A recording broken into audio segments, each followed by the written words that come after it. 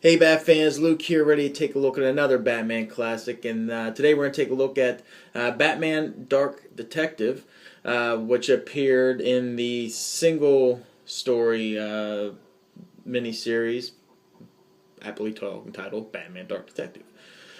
If you're trying to keep tabs at home on where this story is fitting your Batman timeline, this would fit right after, in timeline purposes only, the story Strange Apparitions, which I did a review for, and I'll put a link down below. And I think right before The Wrath. And the creative team behind Dark Detective was the same as we saw in Strange Apparitions, minus Lim Wein. That is writing by Steve Englehart, Marshall Rogers, and Terry Austin.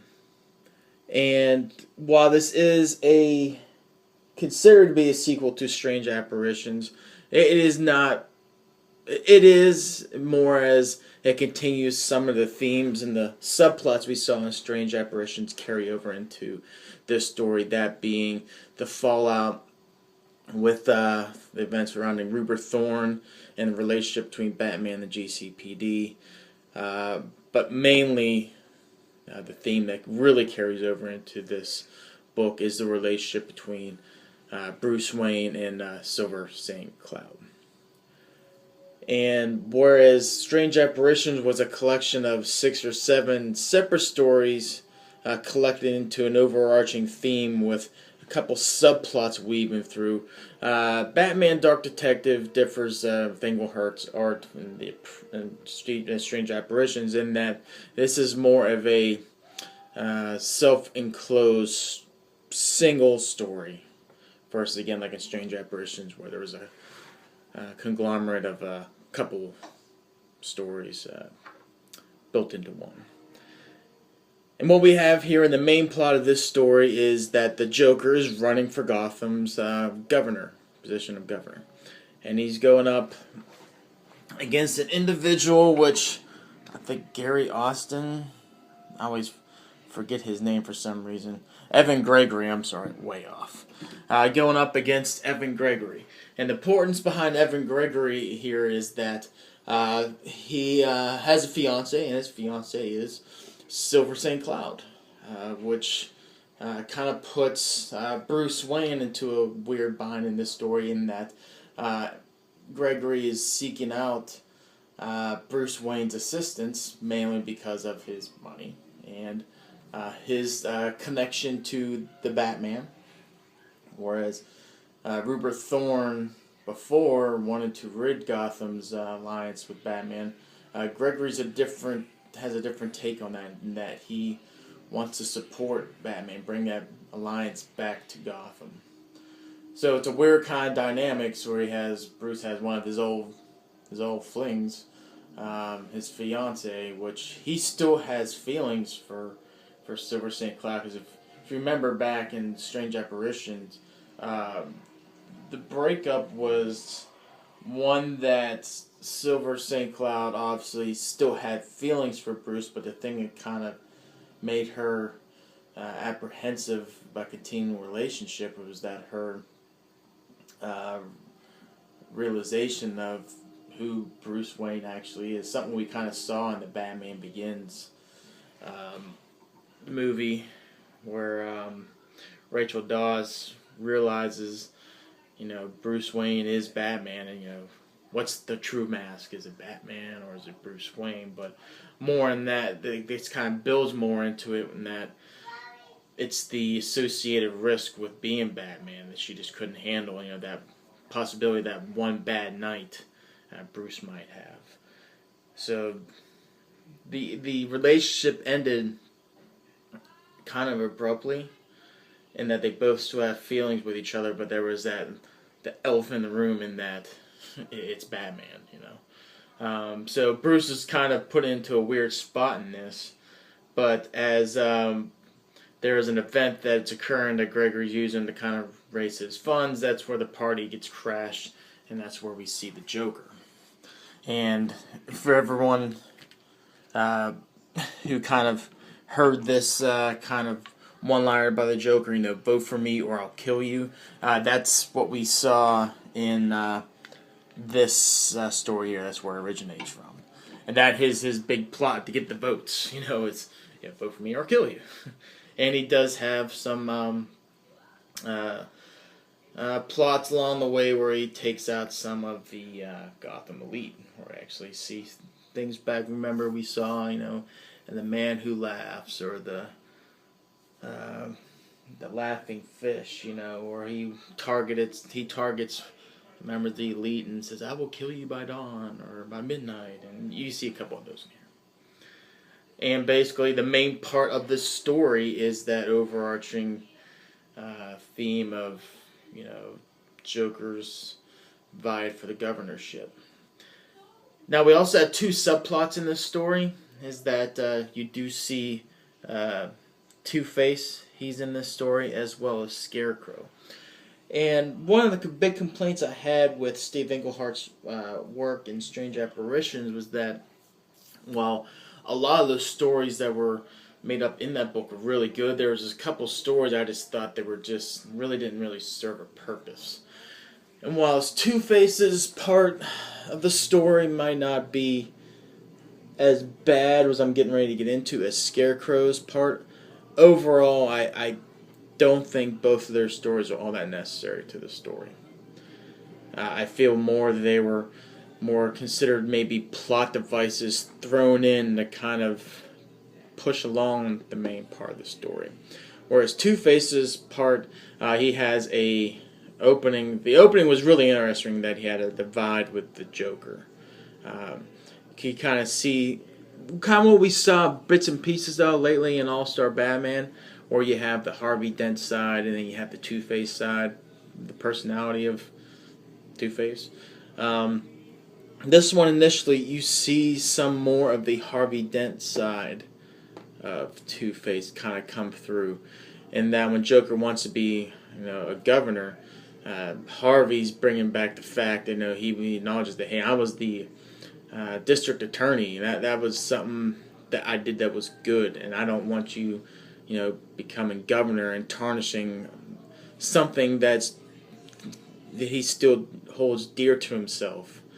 In that, that was something that he did that was good, that was meaningful. And Joker becoming governor would obviously tarnish that. So you see the initial divide between Two-Face and Joker in that respect. But in doing so, after that, which I thought was a really interesting premise, I was hoping they'd kind of continue that. It kind of splinters off into this other sub-story where Harvey links up with a man called Double X, where he eventually is able to build a clone of the good side of Harvey. And Harvey Dent is or Two-Face is gonna use this clone to kind of carry out the good side of Harvey Dent that is still kind of deeply buried into the Two-Face character. But unfortunately, as this plot goes on, someone does something to this clone. And in case you haven't read it, I don't want to ruin it, but it kind of furthers the divide between Two-Face and Joker. Now, I say that because, remember, I just mentioned the fact I thought this story was just kind of like a plot device, where we end up seeing Batman needing some information, and basically what happens is that we find out there's another clone, and this clone is basically a pure, whereas the other clone was a pure Harvey Dent clone of Two-Face, this other clone is a pure Two-Face clone of Two-Face. That sounds really weird. But Batman needs information and basically uses the Two-Face clone to gather that information. And I really felt the whole point of the Two-Face story was to kind of use that as a plot device for Batman to get this key piece of information. The Scarecrow's part was even worse. Whereas I thought there were some good redeeming qualities behind the Two-Face part of the story, before it kind of became blatantly obvious what the purpose was. Scarecrow's part was nothing more than putting a capsule into the cape of Batman, which was kind of like a time-elapsed capsule. It had fear gas, which he uses as like a delay delay exposure, for Batman to have a really bad encounter with this fear gas down in the Batcave, where he and Silver St. Cloud, which I'll get to in a minute, come in contact with this fear gas, and both of them have a really bad experience, which leads them to rekindle some romantic ties. And I really thought that was the only point behind the Scarecrow part of the story, is to bring Bruce and Silver St. Cloud back together, which I thought was, kind of cheap. Now, the information that Batman was trying to get, in that throughout the story again, a lot of it is just Batman going after Joker, as Joker is trying to gain the position of governor. One thing Batman is unable to find is the location of the Joker, his house, and you actually see something that is kind of like a play on Wayne Manor. You actually have the Joker having his own house, which is kind of a polar opposite of Wayne Manor, as in Joker's house. He has all these death traps kind of put up throughout the house, and that's kind of like where his hideout's at. He almost has like an own version of the Batcave as well down below in the bottom part of the house, the Joker cave, if you will, the fun house. That's pretty much the best way you can kind of explain it. But Batman needs to find the location of this house, as Joker, throughout the story, you see actually kidnaps Silver St. Cloud, which leads to the epic climax at the end of the story. And I don't want to go too much into it, other than in case you haven't read it, the plot, because there is a lot of good redeeming qualities of this story. Maybe redeeming qualities is a bad choice of words. This was a good story. It just had its flaws that were like kind of blatantly like in your face. You just kind of do a double take for a minute. But you do see the epic climax between Batman and Joker, as Batman tries to save Silver St. Cloud in this. Also, Gregory does kind of tie into this as well, in the epic climax. In the ending, what I thought the concept was okay, but I just think that this has been out for a while, so I don't mind spoiling this part as much. Gregory does, in the fallout of the final encounter with the Joker in this, does encounter several death traps where he gets several of his limbs cut off from him. And Silver St. Cloud is there initially to provide comfort in that, and then trying to obviously save his life. Batman's there too, but Batman kind of makes a self-sacrifice in this, in that he feels it's more important for Silver St. Cloud to be with Gregory to kind of help him through this transition he's getting ready to go through, being that he doesn't have an arm and a leg, and he feels it's more important for Silver St. Cloud to be with him than he is with Bruce. And while Silver's reaction to this is rightfully not good, she is not down with this at all. Mainly because she feels that, hey, who are you to make that decision, for me to be passed around like a pawn just between two guys. So you get her reaction, but it just, the way it kind of ended after that, though, was real abrupt. It was kind of like they had that conversation, Silver's looking at Gregory, she turns around, Batman's gone. And that's kind of how the book ended. So it was kind of abrupt. It had a good concept in there, but it was ended again kind of abruptly. The good parts of the story, I thought the dialogue between Bruce and Silver throughout this whole entire story was really good. And Englehart, he can have some issues with his dialogue, and you see glimmers of his bad that we saw in Strange Apparitions come in this. And that I remember there was one part in Strange Apparitions where I just heard what he said, and I just did not like it at all. Bruce is waking up from a dream, and then he's like, "What?" paraphrasing this, but it was basically the concept of, what, I had a nightmare? I'm Batman. I don't have nightmares. I give nightmares. And I thought that was kind of cheesy. And there's some dialogue that you saw in Batman and everything Englehart did. Just sometimes it just felt very just cheesy, to say the least. And you see some of that come in here and there, but I will say the dialogue between Bruce and Silver, just as they really rekindle their relationship in this, was just awesome, The Joker's dialogue in this, I thought was good. It was quick. It was very Jokery, to say the least, and I thought it was just really awesome. There's one interaction here I kind of bookmarked it. I just really enjoyed it, and I was like, he said it, and I was like, that is just so Joker, And one of the things that Englehart does in this book very well is that he kind of what we saw in The Dark Knight, where we saw Joker kind of say things like, "Hey, you're my perfect pair. You're my perfect adversary. Without you, I'm really nothing. Without me, you're nothing." And that kind of theme is kind of explored a little bit in here, but there's one thing is Joker is he has Silver St. Cloud captured, that he's in kind of like Batman. The dialogue I just thought was just great. He says, nothing we do is the mundane. We do what we do, Joker, is Batman. It's not some cosmic drama. And then Joker says, this was just so awesome. He says, you see, I must be the ultimate Batman because I face the ultimate rational mind. You can't see that this is bigger than both of us, Batman. Two-Face would say it's fate, but I call it performance art. Oh yes, where would I be without you? Admit it. I make you what you are. And I just thought that was just really awesome by Englehart.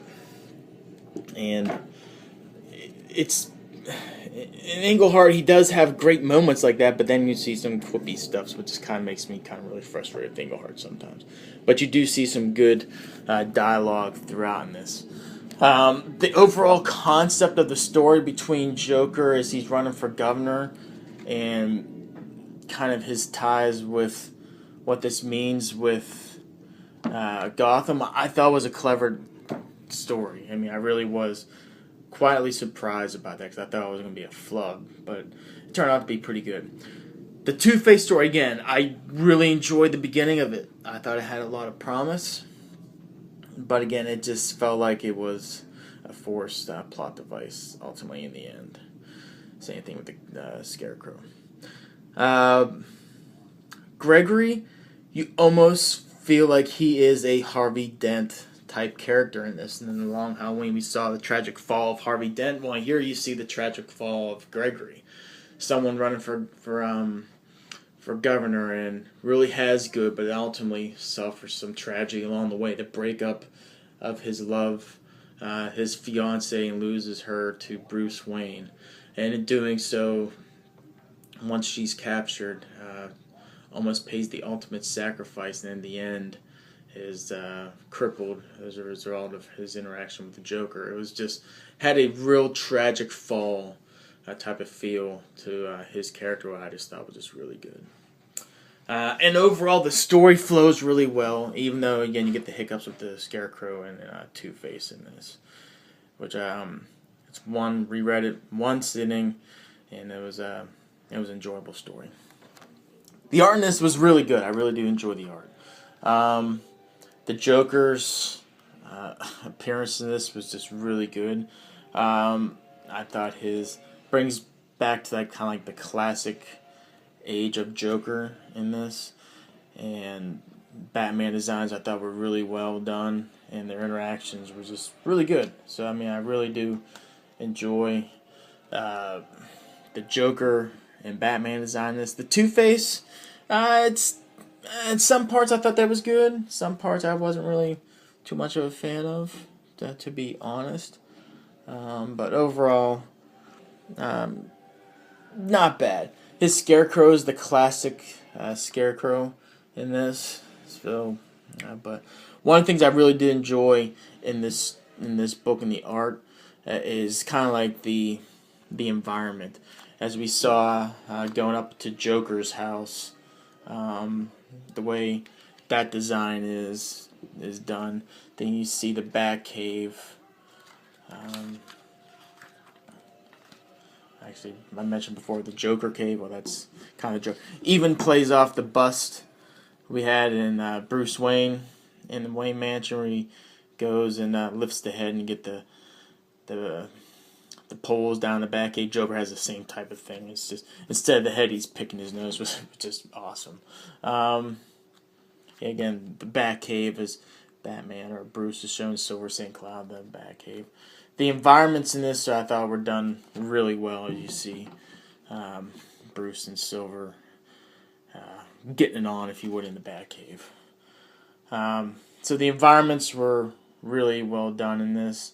It had sort of a classic feel throughout, as far as kind of go back to like the Silver Age type, but a little bit of a modern twist as well.